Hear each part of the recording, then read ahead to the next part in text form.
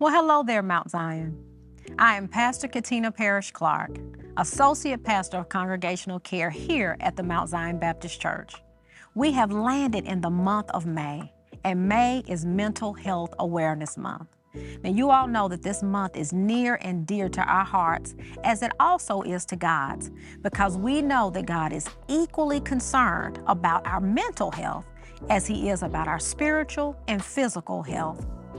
And so on today, we thank you for joining us at another Deeper Dive series.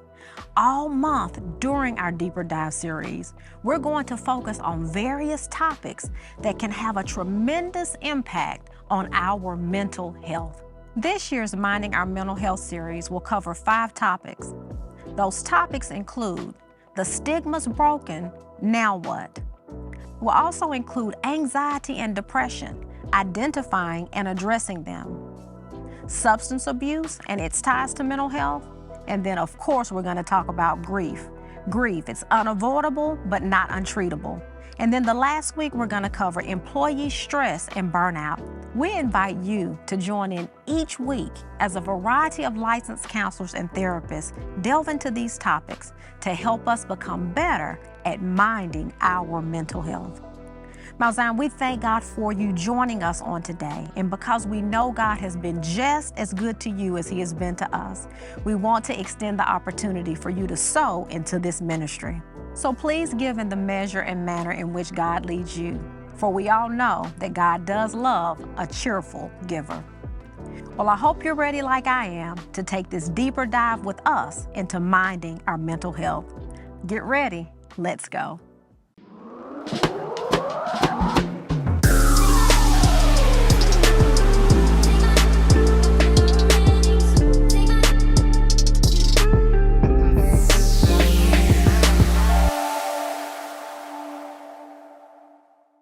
Hello, my name is Ron Smith, and I am the founder and therapist at Excel Life Therapy.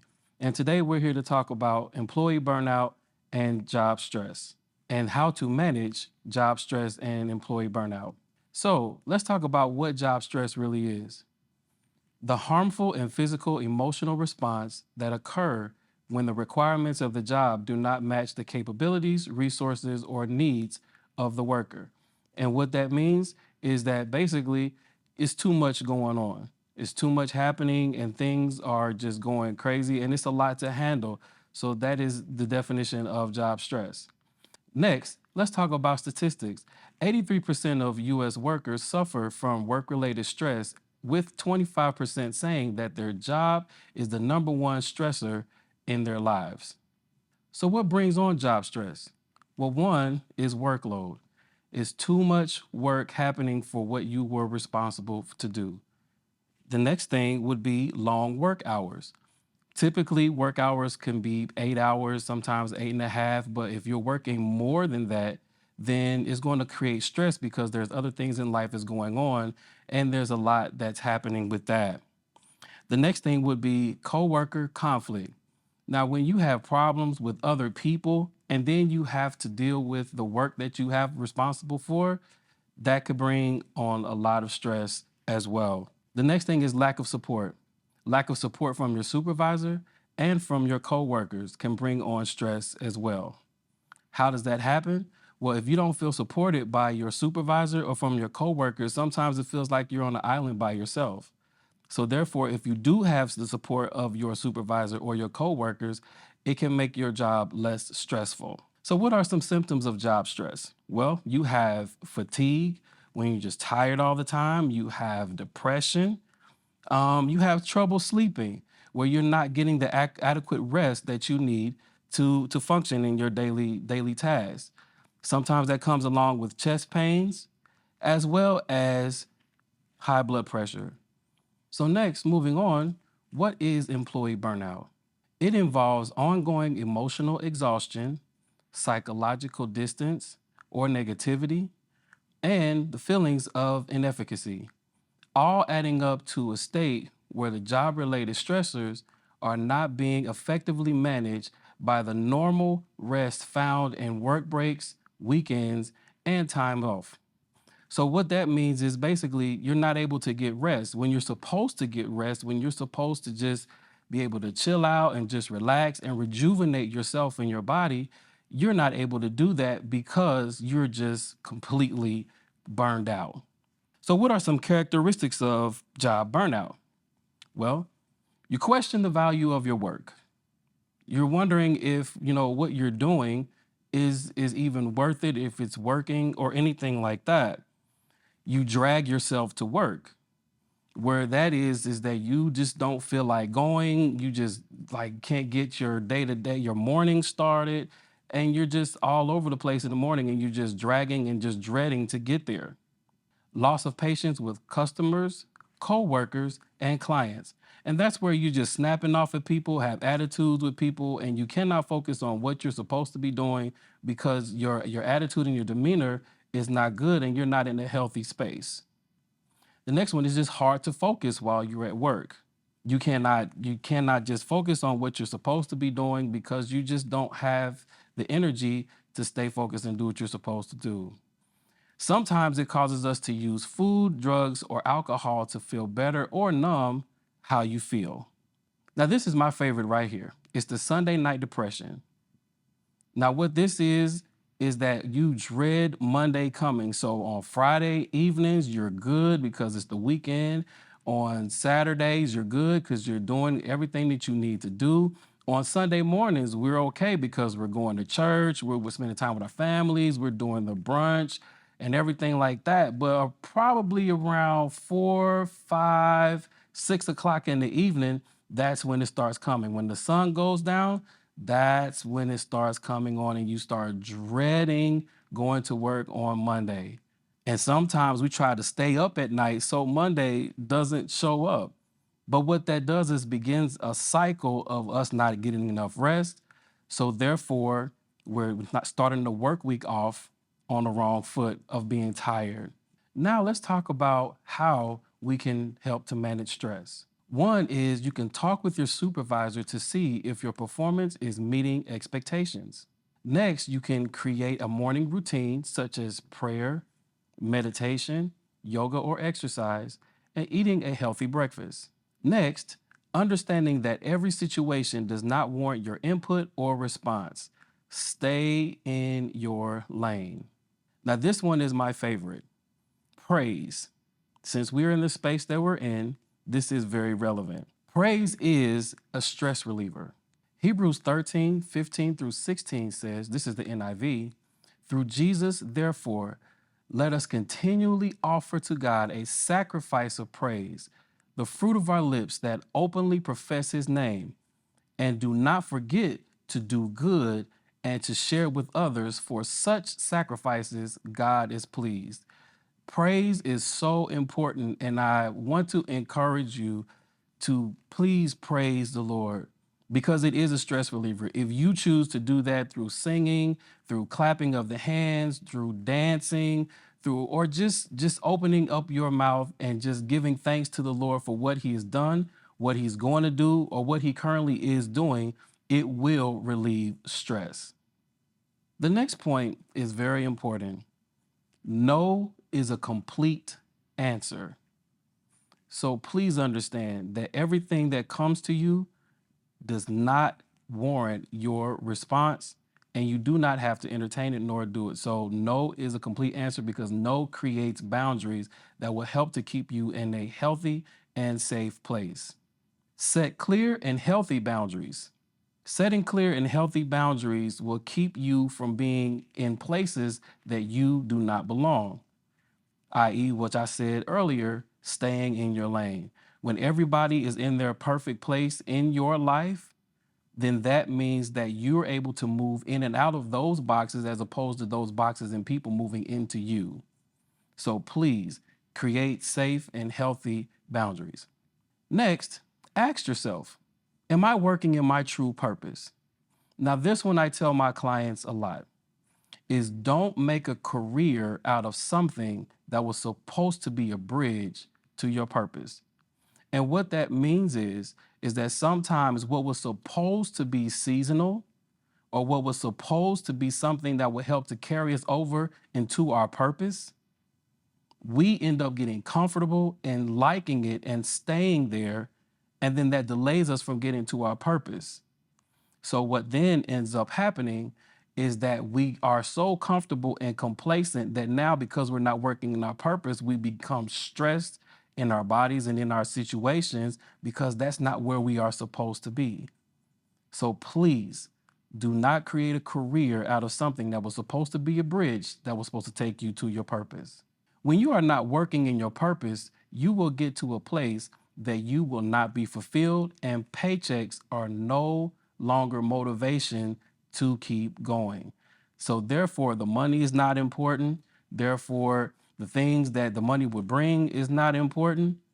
But when you are working your purpose, you can be fulfilled in ways that money cannot buy. Now, this one is one of my favorites as well. It's letting go of the boat. In Matthew 14:25 through 29, it says, "Shortly before dawn, Jesus went out to them, walking on the lake. When the disciples saw him walking on the lake, they were terrified. 'Is it a ghost?' they said, and cried and feared.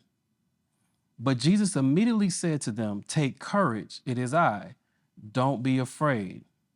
'Lord, if it is you,' Peter replied, 'tell me to come to you on the water.' 'Come,' he said. Then Peter got down out of the boat, walked on the water, and came towards Jesus. Now, we all know this story. This story has been preached about and taught many and many and many of hundreds and hundreds of years. But what is interesting to me is that the hardest part about that story is that when Peter got out of the boat, it wasn't that he had to walk on water because he had Jesus right there in front of him. But what happened was when Peter got out of the boat, he had to let go of the boat. What the boat symbolizes is his security, his safety, his provision, his level of comfort. But he had to let go of it so he can go and walk in his purpose, which was to be with Jesus and walk on water. And that's what we have to do in our lives and in our situations, is let go of our boats. When we want to move into purpose, you have to let go of the job, the thing that lets you be secure. Let go of the boat and move into purpose. Next, preventing burnout. These are ways that we can help to prevent burnout through self-care, taking breaks, time off, and use those vacation days and sick days. That is so, so, so important. Also, pace yourself on your job. Using your vacation days and your sick days, y'all, let me tell you, when you are gone, you're going to lose those days if you don't use them. That's what they're there for. Take a mental health day, take a break so you can make it through and keep moving and persevering on in your job. Now, this next one, I'm going to give it to you for free. And because we're in the space that we're in, I feel it's important to note that volunteer/ministry stress and burnout is a real thing. Volunteer stress and burnout are the same as it pertains to a job, but the difference is one is for provision and volunteer/ministry is for service unto the Lord. In Psalms 100, verse 2, the A part of that says, serve the Lord with gladness.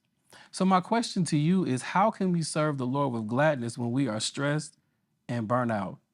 Let's just say you are an usher on the door and you are burnt out, you're stressed. That means you're probably going to be angry, have an attitude. How can you serve the Lord with gladness and greet his people when you are stressed and burnt out? Because any little bitty thing, can I go sit right there? No, we can't sit right there. Like, that's not service unto the Lord for real, for real. So, what you want to make sure is that if you don't control ministry, ministry will control you. You have to put healthy boundaries around ministry. You have to make that a point to put boundaries around that so that ministry doesn't overrun your life, and you will be able to serve the Lord with gladness if there's a healthy boundary that's there. The next is there should be a healthy boundary between ministry and your work life and your home life. So we say all the time that family is first. Well, ministry doesn't understand what that is. So you have to put boundaries around ministry so you can take care of your responsibilities and your family and things like that, because there are not a lot of ministries or leaders that will take into account your personal life. So you have to do that, or else it's going to burn you out and you're going to lose your relationships, burn bridges, and sometimes it'll tear up your family. So please make sure you put boundaries around ministry as well. And don't let your service unto the Lord be tainted by your stress or your burnout. And no, again, is a real answer in ministry. I don't have the capacity to do that. I can get it the next time. That is creating a healthy boundary. And the last thing is, don't let guilt and shame keep you from maintaining a healthy balance. What I mean by that is sometimes if you're not able to serve in certain capacities, then people will try to make you feel bad because you're not there. Take care of you and take care of your family. Last thing, just listen to your body and take care of yourself. If you're feeling tired, if you're feeling overwhelmed, if you just feeling like you just can't make it, you just need to rest. If you're having the heart palpitations, the high blood pressure, the headaches when it comes to your job or when it comes to serving or anything like that, listen to your body. Go see your doctor, get some rest, take up a hobby, do something that will be fulfilling in your life outside of your job and outside of serving so that you can show up and be the best version of yourself at all times. Wow, we have been so enlightened by today's topic. Employee stress and burnout is something the majority of us can relate to, and both can weigh heavily on our mental health. And as your pastor, I want you to be mindful of this and take care of you, as you are valuable to the kingdom. You know, the Bible says that a man that doesn't work doesn't eat. But though you have to work, you can find ways to cope with stress that may come along with your career and how to avoid experiencing burnout. So if you or someone you know is in need of a counselor or a therapist in the Nashville or surrounding areas, you can make contact with Therapist Smith at the email address at the bottom of the screen, or go to the Mount Zion website at mtzionnashville.org to find local and non-local resources to get you connected with the help you need to cope with stress and avoid burnout in your profession.